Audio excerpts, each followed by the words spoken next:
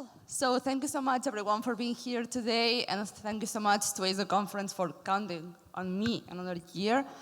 So the topic that I will be talking about applies both for apps and games. So though I'm coming from Gameloft, I think that all of you who are peers from apps company can also benefit from it. I have applied this before coming to Gameloft in other agencies where I was working on apps, so I can already prove that it works.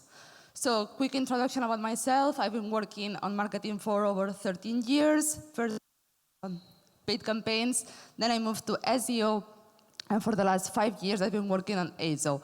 I'm in love with data and analytics. If not, I would not be able to do properly my job, and you can learn more about me on my website, and I'm currently ASO expert at Gameloft. So today's agenda is going to be going through the steps and the tools that the Google Play Console will give you to see how you would be doing in another category with your current performance, and how in a way you can trick the algorithm to give you more organic visibility for that sense, and how it can affect also other traffic sources. And I will be presenting a case study about how we did this strategy on one of the Gameloft games and which were the results. So first of all, what does the category selection imply on Google Play? So it's important to understand that the category will show you how you're performing versus your category peers. It will also influence the ads inventory for UA on different networks, and will also influence the UA ads placements inside the Google Play Store for UAC ads. The category that you're going to be selecting will also impact the store listing similar games that are going to be appearing on your listing, as well as where you're going to be appearing as a similar game. And will also obviously influence category rankings and algorithm featurings that you can also be obtaining, not only the ones that you can be also actively pitching, and this will also influence, for example, what Matheus was mentioning before, and Luca about in promotional content on the store. So once you know what the category affects on the store and also UA, so not only ASO, why opt in for a category change on Google Play Store? So first of all, to improve your conversion rate versus the peers that you're in the category that you're going to be selecting. Also to increase explore discoverability and the visibility of your game through that traffic source. And most important, to impact all traffic sources' conversion rate results versus peers, not only worldwide, but also in different countries. And in this case, I would recommend to focus especially the analysis on the top 5 monetization countries, so you can see how all traffic sources, as well as the specific traffic sources of Search, Explorer, and third-party referrals can be benefiting for those top countries that you would be receiving the revenue for. So, disclaimer before starting, Explore traffic is the main one that is going to be affected by a category change. Third-party referrals would be also important to take into consideration. And lastly, the search ones, because the keywords are not influenced by the category that you're in. It doesn't matter your app, your game, in which category your app or game is at. The keywords ranking, the keywords visibility is not affected by the category your game or app is in. The new category selected needs to also be relevant, because if not, you can be in the risk of a rejection from the store in the review process, or even after, though you might be going through the review process, you might be at the end having a rejection or a failed content from the team of the Google Play Store. Also, it's important that when you're going to be presenting the analysis of which categories can be prospect for your app or game, and which is going to be the result at the end, that you analyze the same amount of days for the periods that you're going to be selecting on the date range. And also make sure that when you're going to be running these analyses, either before or after, it's either A, there is no noise from other external content that you might be doing, like promotional content, A/B tests, UA, influencer marketing, marketing activations, or if these are variables that are going to be taken into account or into consideration through the periods of time that you're going to be analyzing, take into account what you're having. It's either UA active, in which country, for which networks, it's either influencer or promotional content, how it is affecting, so you can also extrapolate this data and take this noise out from the final analysis that you're going to be conducting. So let's dive into it about how to conduct analysis.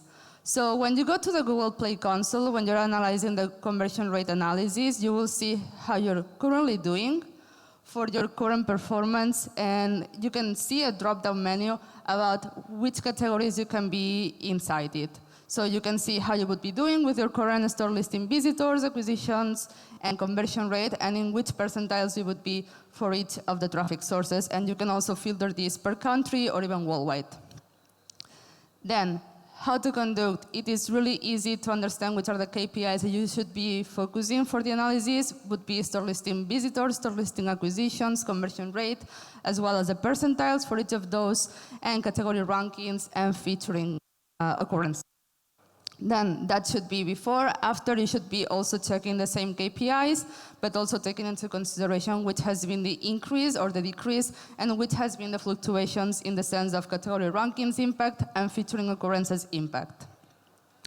Then moving on to a deep dive case and the case study of Gangster New Orleans.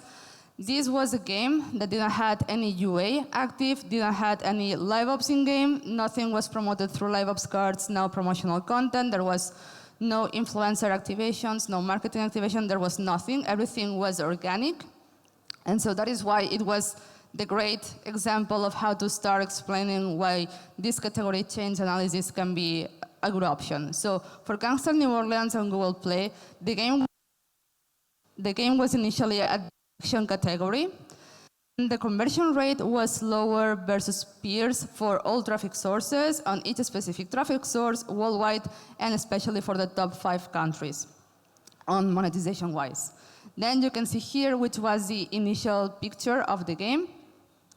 And we run the analysis of the drop-down menu to see in which other categories the game could be fitting and how the performance could be improved, as I showed you before.